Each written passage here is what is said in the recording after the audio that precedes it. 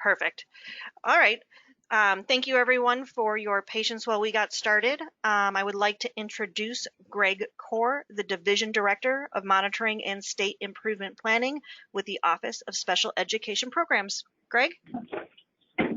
Thank you, Jennifer. We apologize for the delay. Jennifer Reed always does a great job of kind of talking us through the technology of sharing our screens and getting everything up so that you can see it too. First, I want to wish everybody a happy new year. I hope you had at least a little bit of a break. I know how hard everybody works in both the Part B and Part C programs, but it's good to take some time to restore yourself. We are back at it, and our first order of business here is finalizing the Part B and Part C grant application packages. Leading that effort is Jennifer Simpson, who is the facilitator for our program implementation team, which is responsible for a number of things, but principal among them is the grant applications. We have delayed this call a few weeks so that some of the pieces that weren't yet finalized could be finalized and approved. As probably most of you know, we typically hold these calls on the second Thursday, but we put this one up a little bit later so that we could share the entire package with you. So we're excited to do that today. You know, Congress has been fairly good to us this year in terms of the increase in the appropriations. You'll see that the 611 grant was increased by $400 million, 619 by $3 million. We'd hope for a little more than that, but we'll take it. And in Part C by 1124. And there's some implications around Part C that Jennifer Barrett-Zitkus, who is with us here today, will talk about. So without any further delay then, Jennifer Simpson, if you're ready, I'll turn it over to you. Thank you, Greg, and good afternoon, everyone. I'm going to begin first by talking about some of the grant requirements that apply to both the Part B and the Part C programs. Then I will walk the Part C participants through the application template. Following that, JBZ, or we call her JBZ, but Jennifer Barrett-Zitkus, one of my colleagues, will talk a little bit about the extended Part C option, and then we'll move to the Part B application template and talk about some of the things there that I need to make sure are brought to your attention. So let's start first by talking about when these documents are due.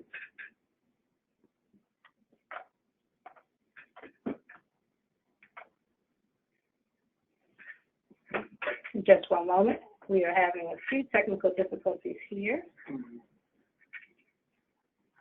And while we're resolving our technical difficulties, one thing I wanted to say but didn't was part of the complication for this year is that that we have a brand new Part B package, and that had to go out for be published in the Federal Register, go out for public comment, and receive OMB approval, and that process always takes longer than we would like. So that added another layer of work to Jennifer's implementation team this year. Okay, so let's talk about when these documents are due this year. For the Part C package, the due date for your grant application is May 1st, 2020. And for the Part B package, the due date for your application is May 15th, 2020. And remember, you must submit an original document, which means we must have a wet signature on your application. And that document, the application template, plus any supporting documents that you may need to send, should be sent to the OSEP mailing address by the grant due date. While we can't require you to use next day mail for your documents, we strongly encourage you to do so. That way, we can ensure that we receive your information in a timely manner and that your documents are not impacted by additional screening processes that occur here at the federal level for things such as anthrax and so forth. Unfortunately, that process, which is used for regular mail, can really distort any papers that are received by mail by the department. So I strongly encourage next day mail if at all possible. An important part of the process for your grant application has to do with public participation. So your grant application document, which includes the pieces that correspond to the type of approval you're seeking, whether it's full or conditional approval. Section 2 of your document that corresponds to whether you are saying that all of your assurances are in place and you're meeting all the requirements, or whether you have some assurances that are outstanding.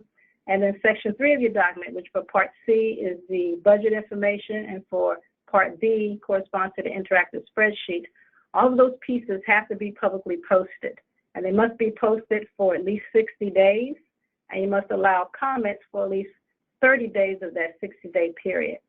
Now, if you're also revising policies and procedures, which tends to happen more so with Part C programs than with Part B programs, then your public participation process must include hearings.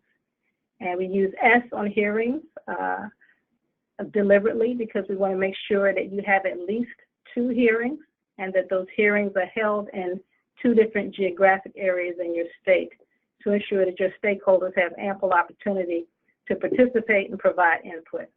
So that hearing process only applies, again, if you're revising policies and procedures. Because of that timeline for the public participation process, then we have some other deadlines you need to be mindful of. So for Part C programs, you must have your application materials publicly posted by March 1st, and that should say 2020, I apologize, and also by March 15th, 2020 for Part B. So we'll make that correction to the slides and make these slides available to you at the end of the presentation so that you have accurate dates. But these dates are also reflected in the other supporting materials that we have available on GRAS 360 to support this process. So again, March 1st, 2020 for the Part C package, and for Part B, March 15th, 2020.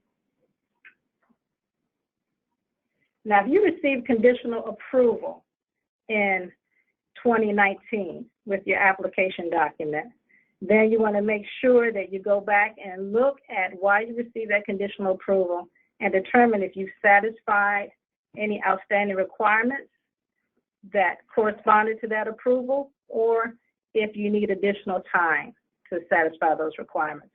So in order to determine the type of approval you received, if you're not sure, you want to look at the first paragraph of your grant letter from last year. And in that paragraph, if it says that your grant application was conditionally approved, then that means you received a conditional approval. If you don't have that language, that means you received a full approval. And so you then want to look for that language. If it's conditional, look at Section 2 of your application document from 2019 and see if you had any responses with no and a date. And if so, determine if you have addressed those outstanding issues. In most cases, those outstanding issues would be policies and procedures that needed additional revision, or where you requested more time to address any outstanding issues. If those issues are resolved, then that's great. Hopefully then you can get a full approval for 2020. If those issues have not been resolved, then it means that you are going to request additional time by putting a date in the no column next to those assurances and those policies and procedures. So we'll talk about that more when we get to the actual application template itself. Now, in the Part C application template, we have a use of funds section, Section 3, and this is where you provide your detailed information about your budget.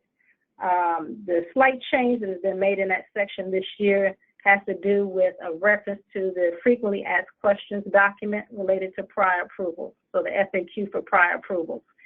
Previously, we had a lot of information about participant support costs, the process by which you would seek approval from OSEP for participant support costs, etc. Now what we've done is incorporated a little bit of the guidance from the FAQ just to make sure you're mindful that there are cost categories that are covered under that FAQ, which would mean that there's certain circumstances where you may not need prior approval from OSEP. So we will look at that in a memo in a minute, but what I want to emphasize is that you want to make sure you read that FAQ, and we give you the link for that in the memo. And you want to make sure that if you have anything that falls outside the scope of the FAQ, that you then in turn would contact your OSEP state lead for guidance and flag within the application document what those costs may be and what the process would be for seeking the approval from OSEP. For our Part B participants, your description of use of funds section of your document, your Section 3, corresponds with your interactive spreadsheet. And that information will be made available to you with the allocation information that will be sent to you. We're glad to know that we have that information now from Budget Services, so there won't be any process this year where you would have to switch information that you've posted because you had to post last year's information while awaiting the allocation tables from OSEP. Since we have that information now, as soon as we send it out to you, you will then, in fact, be able to pull down your interactive spreadsheet, populate it, and then post it with your application materials.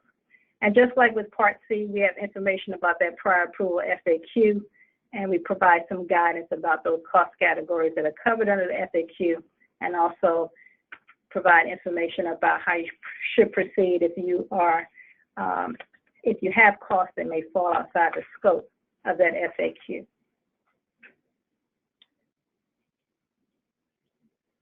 And then one additional thing, and this pertains more so to Part B, we have a year of age cohort document.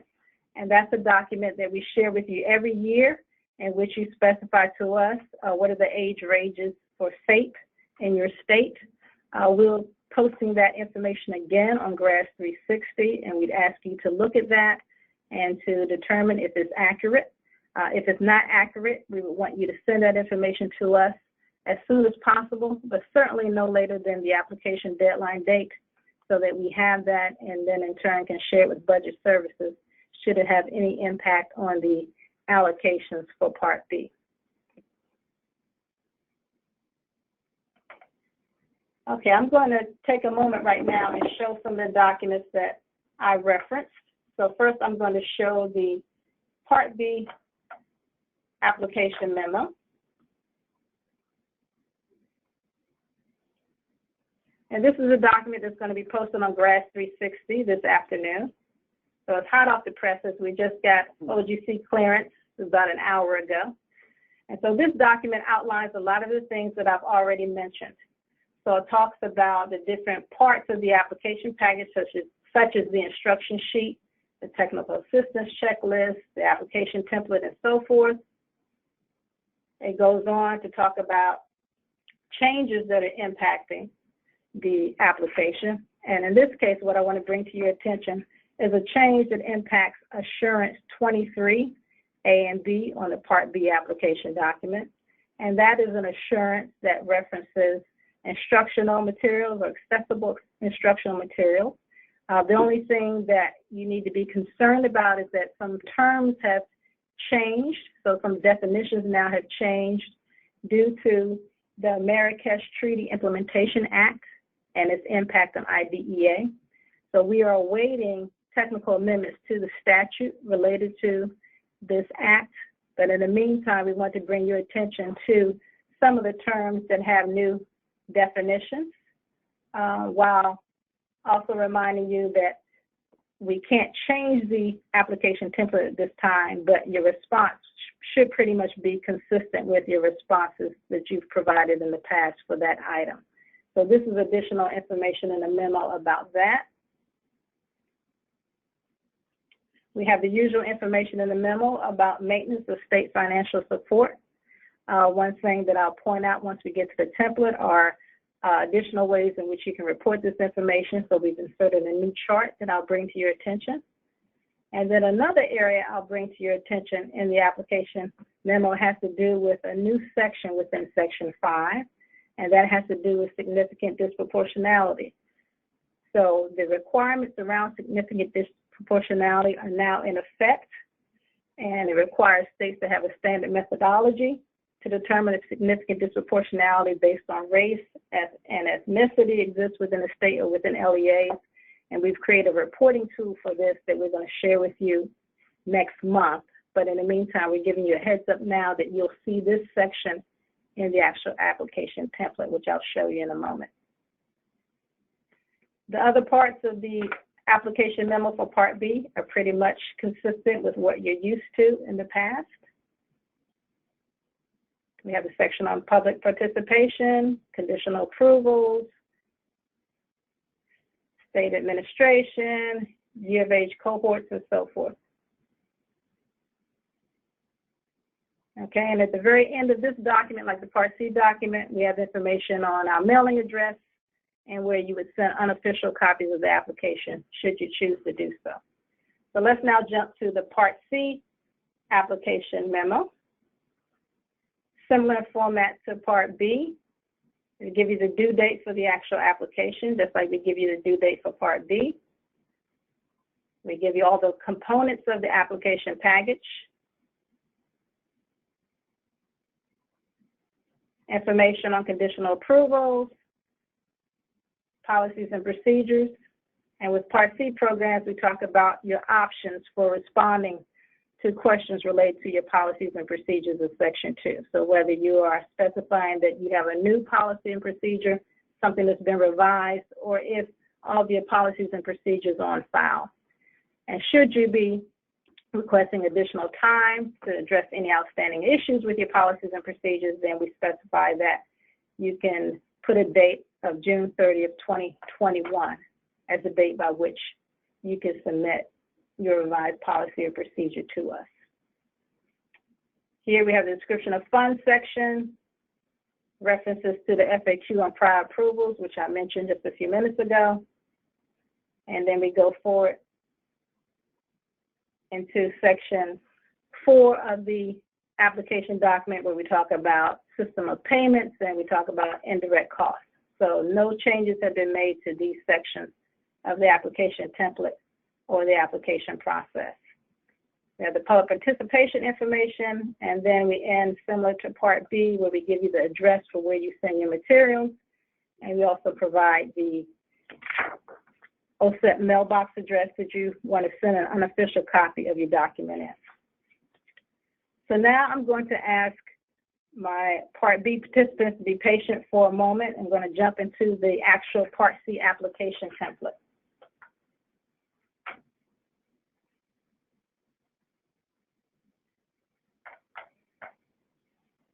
Okay, you'll notice at the top of this document we have an expiration date of November of this year, and that just denotes that we have to put this application package back out into the information clearance process in order to get a new OMB approval for the entire application package.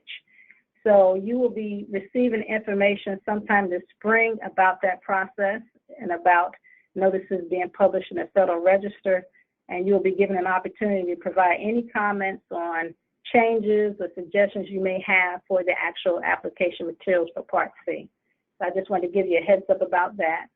So this is the cover sheet, and beyond this we get to Section 1, and this is a very important section of the document because this is where you specify to us if you're seeking a full approval of your application, which means you would put a response next to item 1. So Section 1A, number 1, you would have your X there.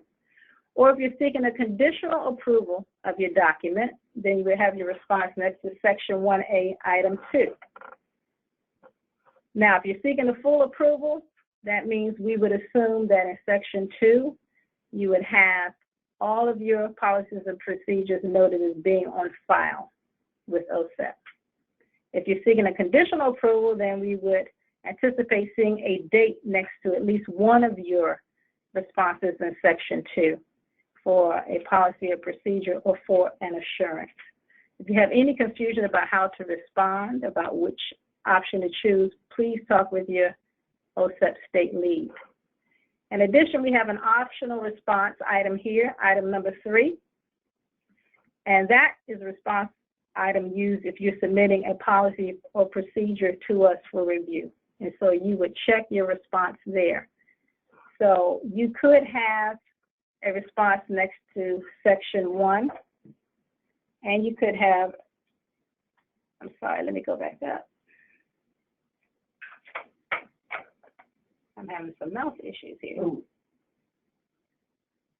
Okay, so you could have a response next to section 1A, number 1, and also have a response next to number 3, meaning you're submitting a policy and procedure, but you've been working with your state lead.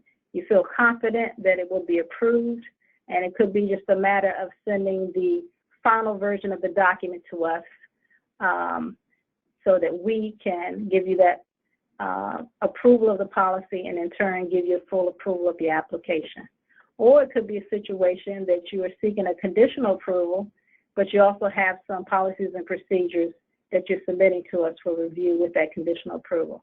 So my point here is that there may be some circumstances where you have option 3 checked along with section 1A, number 1, or section 1A, number 2.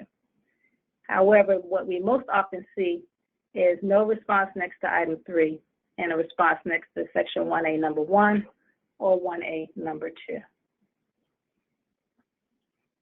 At the bottom of this page, we have a section for those who received conditional approvals in the prior year. If you received a full approval in 2019, you should not have a response next to section 1B. You should not have a response in this area. If you received a conditional approval last year, then we would expect to see a response here. So in section 1B, number 1, conditional approval related to assurances in section 2A, this is where you would denote for us that you've completed all issues or that you have not completed all of the issues.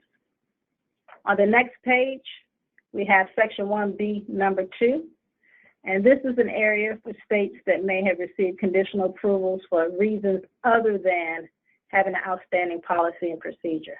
We don't have very many states in that circumstance. However, if that does apply to you, then we would expect to see a response here. So your state lead will be in conversation with you about your responses. Also, too, we'll look and see what responses you put here when you publicly post your document. And if we have any concerns, we'll circle back to you before you submit your final document to OSEP.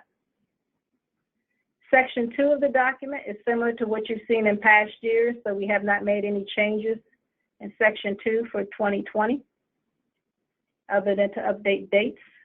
So in section 2A, which corresponds to policies and procedures, this is where you tell us if your policy and procedure is on file, or you would denote that you're submitting something new. So there would be an X under yes and N for new. Or if you're submitting a revised document, an X under yes and R for revised. Any cells that you see grayed out means that we do not need a response in that grayed out area. Okay, so you see for number 3, you want to jump to 3A to give us the responses. You don't want to put anything there next to number 3. If we go on through section 2A, this is the section that corresponds to all of your major policies and procedures, things related to transition, related to any agreements you have around Head Start and CAPTA, things that relate to assessment and evaluation, your definition of developmental delay and so forth. So all of that is here in section 2A. And then we get on to section 2B, which corresponds to assurances. And here you give us yes or no responses. And if there's a no response, we anticipate seeing a date put there in that no column.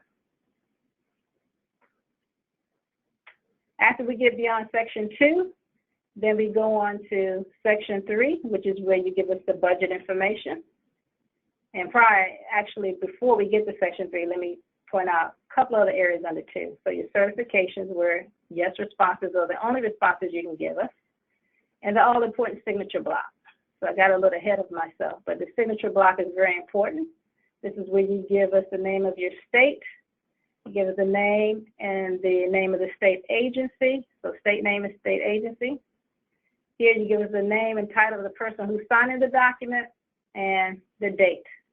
So you want to make sure you're very careful with this section of the document must be a wet signature. The date must be a date that is accurate. And by that I mean we should not see the year 2019 in this section. We should not see a date that is beyond July 1st, 2020.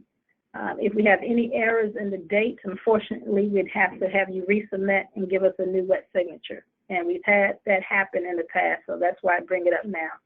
So make sure that this is completed thoroughly and the information is accurate and that the person signing has the authority to sign your document. Then you move on to section 3, where you give us the budget information. And this is a section where every state, regardless of lead agency, must complete all parts of section 3. Okay, so it's 3A, no changes here from last year. This is where you tell us about the positions that support the Part C program in your state. And those positions you attribute to the state lead agency and to the ICC, and the percentage of time those individuals spend doing duties for the Part C program. Section 3B, this is where you tell us about activities of the lead agency and of the ICC, and the dollar amounts that you attribute from your federal Part C funds for those activities.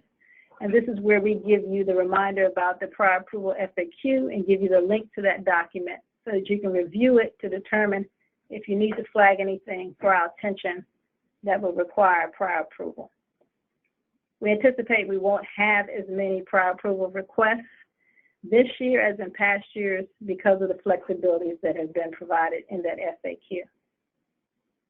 The footnote here defines those different cost categories that are covered under the prior approval regulations in the uniform guidance.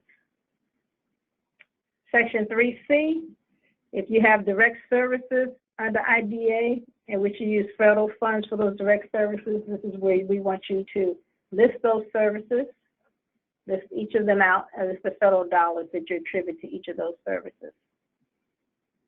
If you have activities provided by other state agencies to support the Part C program in which you use your Part C dollars, you want to specify that there.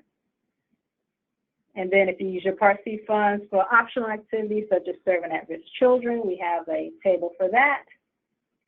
And then we have the page where you can total everything, and then you can also give us a total if you charge indirect costs to your Part C grant. Not every state does that, but if that applies to you, then you want to make sure that you take the information from section 4B of your document, which we'll see in a minute, and put it here. Going on to section 4, we have the information about system of payments, and then section 4B is where we ask you to specify whether or not you charge indirect costs to your Part C grant. And if so, we want you to tell us if you use a cost allocation plan or a restricted indirect cost rate. So we give you a lot of response items here, which carry over to the next page. If you have any confusion about what information you need to provide, or if you're in the middle of getting your indirect cost information approved by your cognizant federal agency or approved by the department, then just give your OSEP state lead a heads up and we can provide you with any TA that may be necessary to help you with that. And so that in a nutshell is the Part C grant application template. So that was a very quick run through, but as I said, no real changes in comparison to what you did last year.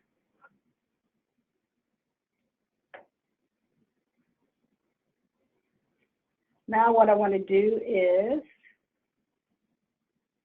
have Jennifer talk about, let me get up to the portion, talk about the extended Part C option. Great. Thank you, Jennifer. As Greg mentioned earlier in our call, we do have in this fiscal year an appropriation that exceeds $460 million, and in the statute, it includes the authority for the department to reserve 15% of the amount above the $460 million for a state incentive grants program. And the purpose is to provide funding to assist states that have elected to extend eligibility for Part C services to children with disabilities at age 3 until entrance into kindergarten, elementary school, or for a portion of this period. I want you to know that with this is will be our third year working with this extended option with the appropriations over $460 million. And so we have provided technical assistance through the support of our OSEP-funded TA centers, ECTA, and there are a number of resources that I have hyperlinked into the PowerPoint that when this is available for you. What we'd like you to do, if you want to, Jennifer, can you move the slide? Mm-hmm. Thank you. The team of Jennifer is here. So, hey, Jennifer, before we go too far in the presentation, can you hit display settings again and swap presenter view so that, because right now we're seeing the dual sides again. That's okay.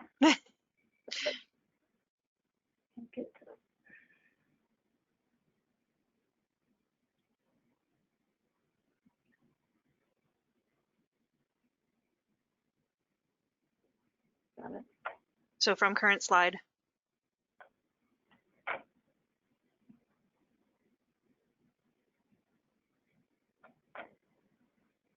You see it now, Jennifer? Yep, and then on the top next to show taskbar, click display settings on the left-hand side.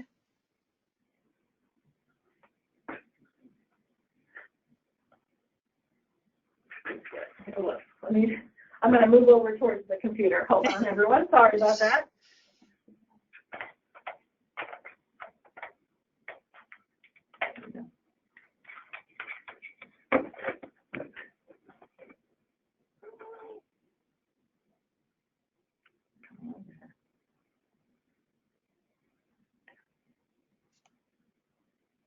We're having just a little bit of difficulty.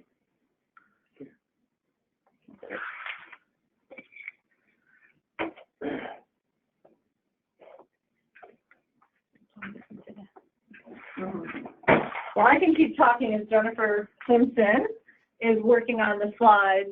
I want you to know that if your state is interested as a Part C program, you need to collaborate with Part B, and both Part B and Part C need to agree to work with this particular SIG. And I would ask that you contact your state lead. Currently, we have 2 states, and in the resources that are on ECTA, they have both Maryland and District of Columbia have presented their process for extended Part C. Again, there will be hyperlinks to your contacts if you're looking for your state contact now. I know we do have some new Part C coordinators. If you go to grads, you can click on state contact and you can get that information. And it will also be linked in the PowerPoint today. Jennifer, is the PowerPoint where you need it to be? Yes, Jennifer Reed? It was. It went back to the PowerPoint setting. There you go. Perfect. Thank you. Well, I'm going to end my part of the presentation, and I know we're going to be moving to Part B. We will have time for questions if there are any other questions. If you are interested in the extended Part C option for your state, do reach out to your state lead. Thank you very much.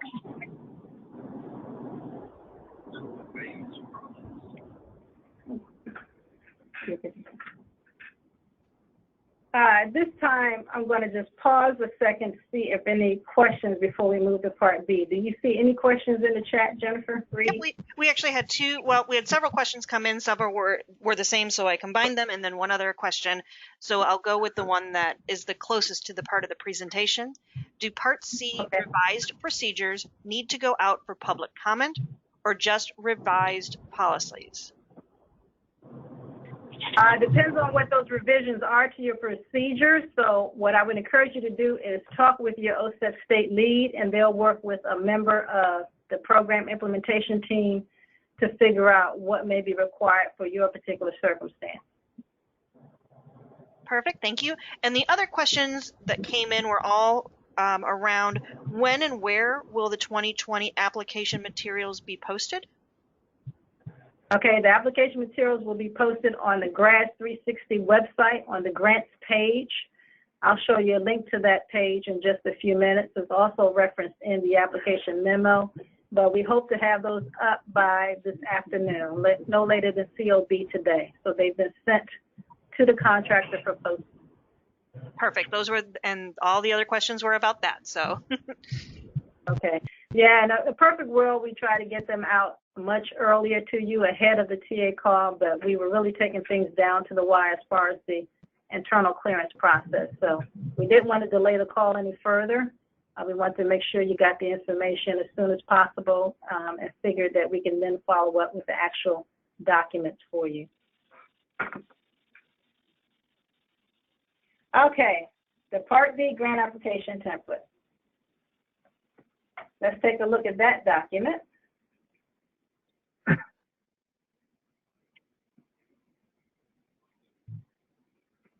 All right, this is a document that was recently approved by OND because we made some revisions to the template to incorporate the data collection around significant disproportionality.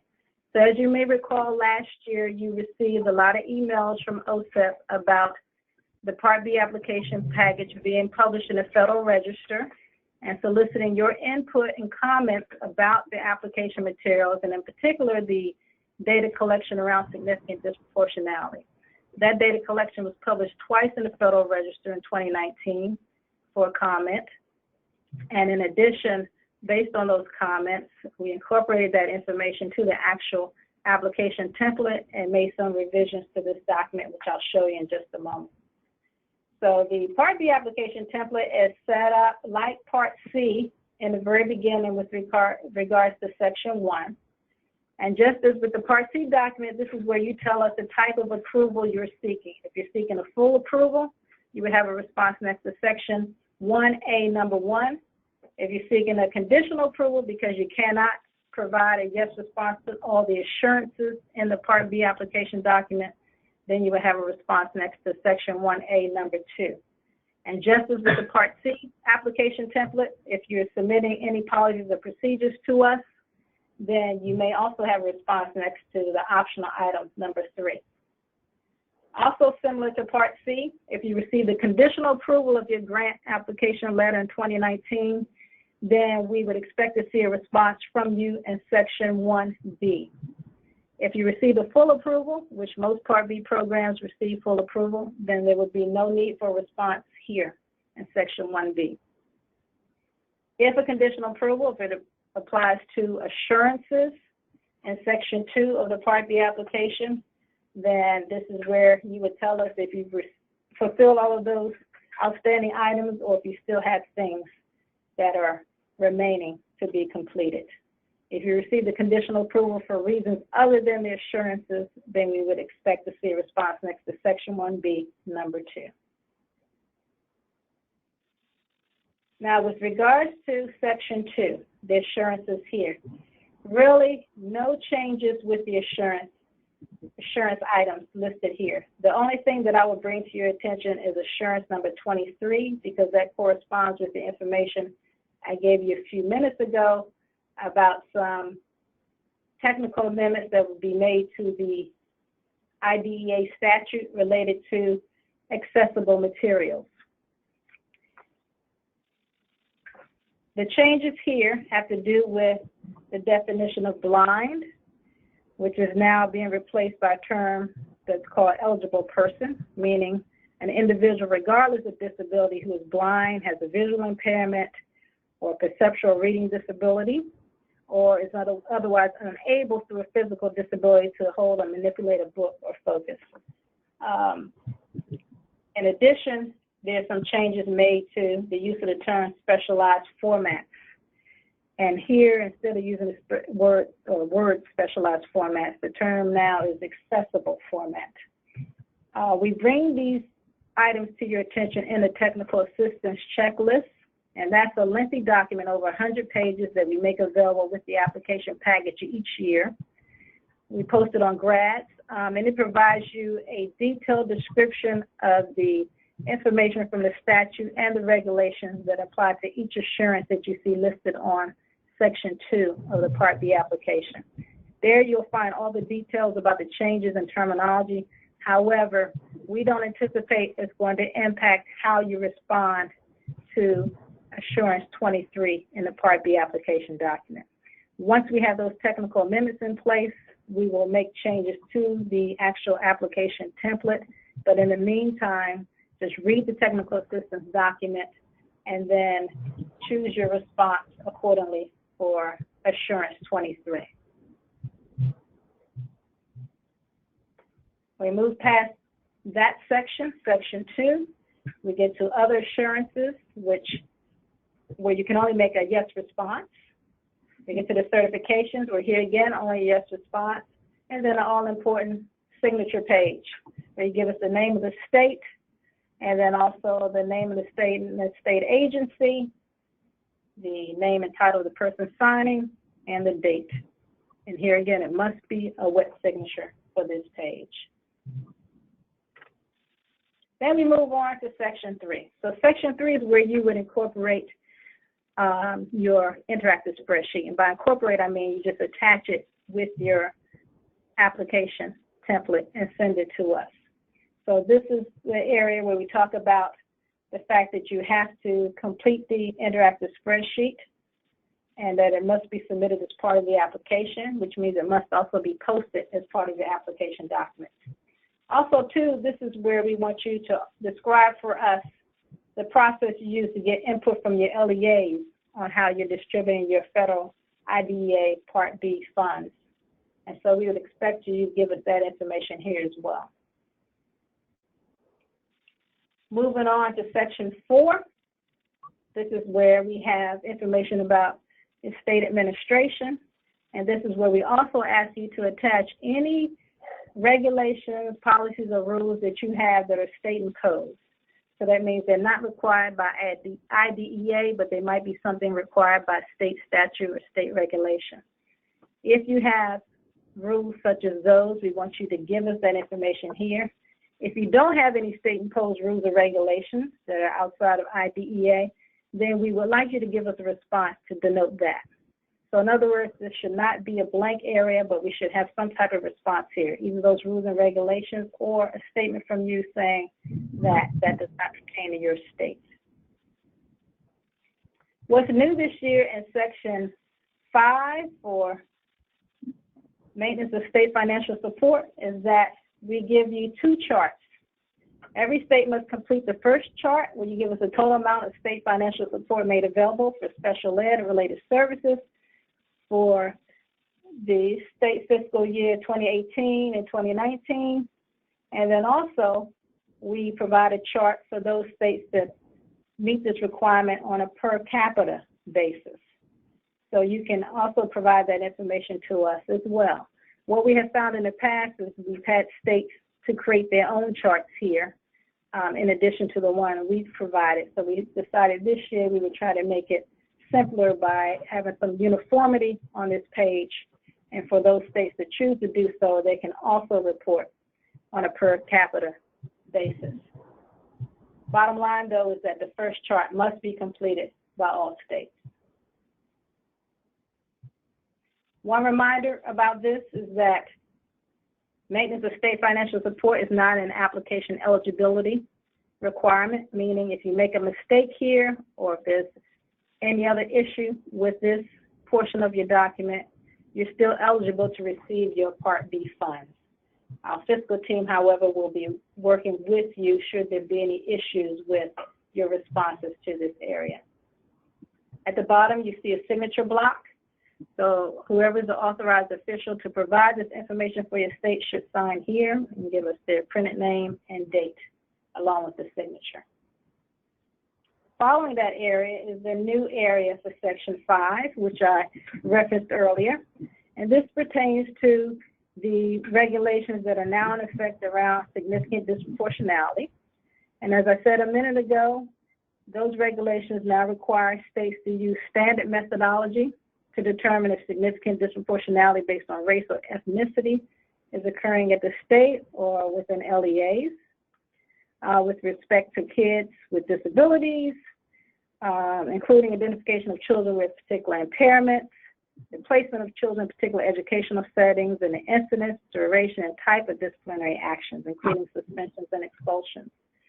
Because this is new and because there's some confusion, we think, in the field about what this means and what your responsibilities are, we're doing a special TA call, which we will be announcing soon in February, to provide you more detailed information about this requirement. What we've done is create a fillable PDF form that we'll be making available to you prior to that TA call, where you can provide this information. And the form will have a submit button that will allow you to submit that information directly to our OSEP email box for the application. So it's nothing that will require you to make a photocopy and attach it to the actual hard copy application. Instead, we'll get an electronic version of that form from you. Once that form is available, we'll post it with the other grant application materials on GRAS 360. However, we'll be giving you additional guidance about the document and about this process in just a few weeks. Just like with Section 5A of the application, Section 5B is not an application eligibility requirement, meaning if you make any errors with your reporting around significant disproportionality, you're still eligible to receive your Part B federal funds for 2020. In addition, you do not have to publicly post Section 5 of your application. Historically, many of you have posted your maintenance of state financial support. If you want to post that, you're certainly welcome to do so, but it's not required that you post any part of Section 5, maintenance of state financial support, and you do not have to publicly post the significant disproportionality reporting form once you complete that document. All right, we have about 8 minutes left before we're at 5 p.m. At this time, I want to check and see if there are any questions in the chat about anything that we've shared this afternoon. You did have a couple more questions that came in.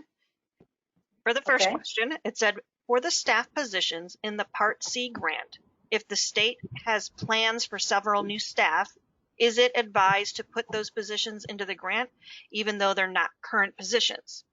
The reason states have to go through a process to add these positions and may or may not be able to add them before the application that before it has to be submitted.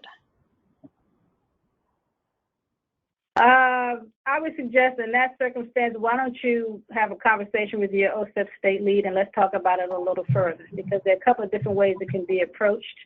You can populate Section 3 based on how you would use those federal Part C funds, assuming that those hires for new staff are not made, so you can reflect that, and then you can submit an amended Section 3 once those staff are hired.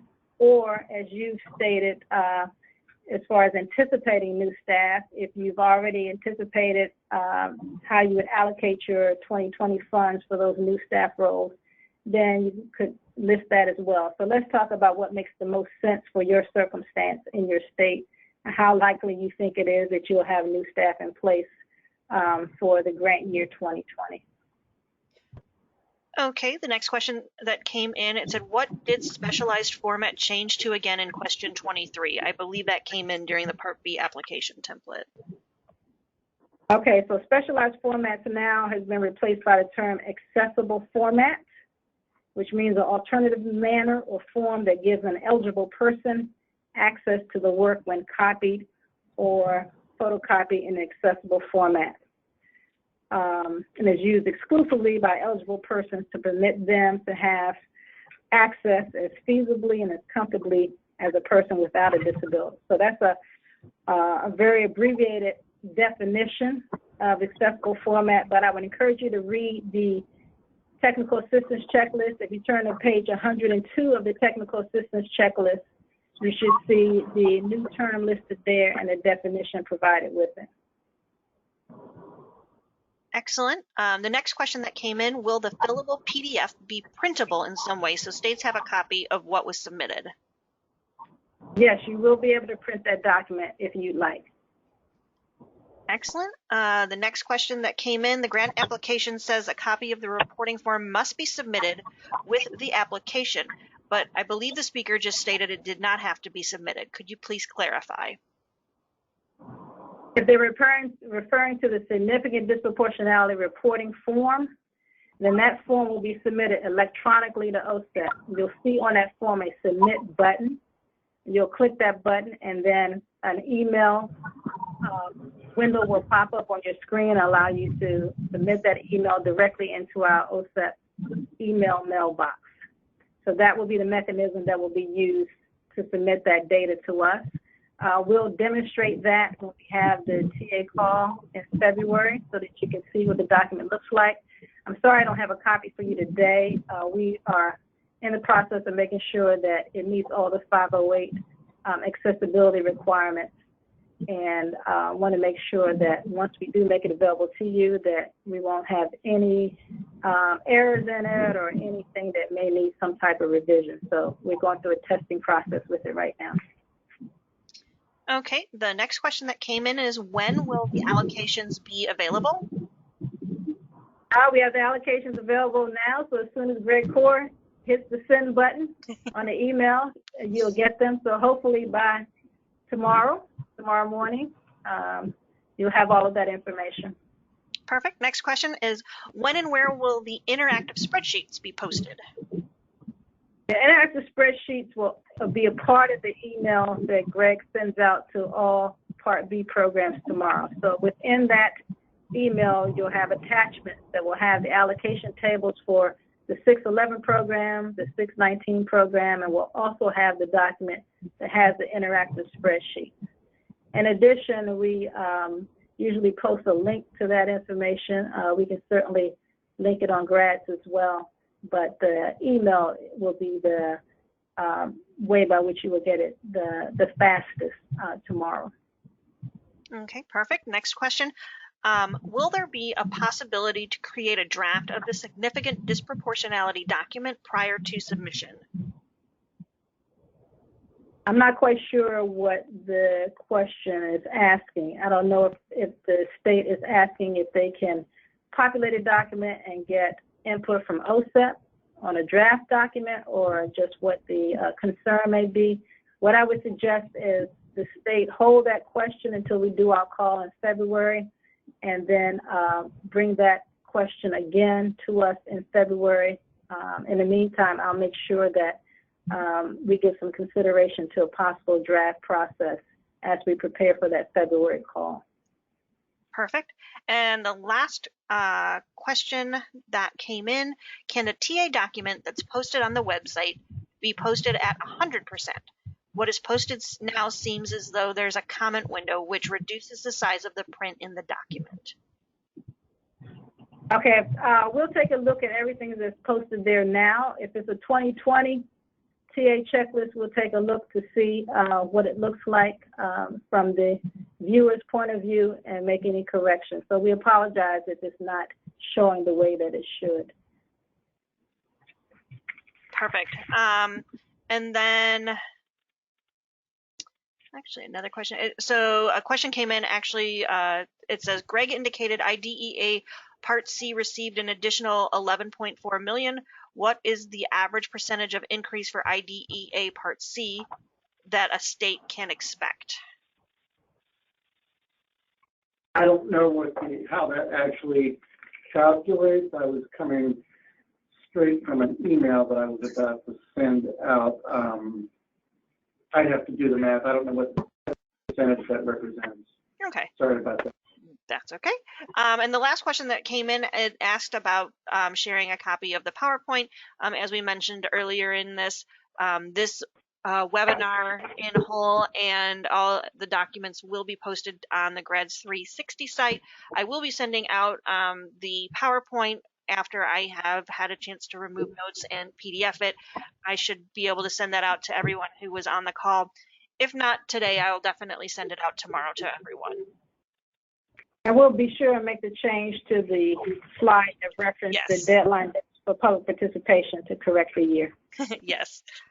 That is the last question that has come in. We have a lot of people saying thank you. So in closing, would you guys like to, how would you like to close it out? I'll let Greg close it out.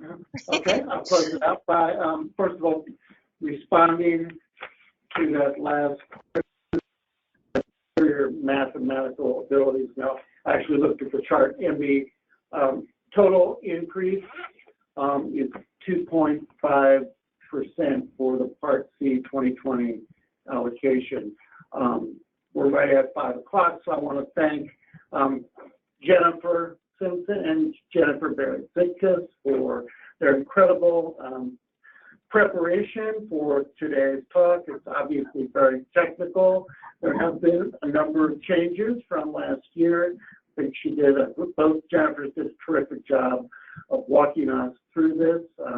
I will be sending out the allocation information tomorrow, so stay tuned for that. If you don't receive that, feel free to contact your state leader. You can contact me directly, and we'll make sure that you get that. And I think that concludes our call for today. Thank you very much. Thank you, everyone. Have a wonderful afternoon. Thank you, Jennifer Reed. Thanks.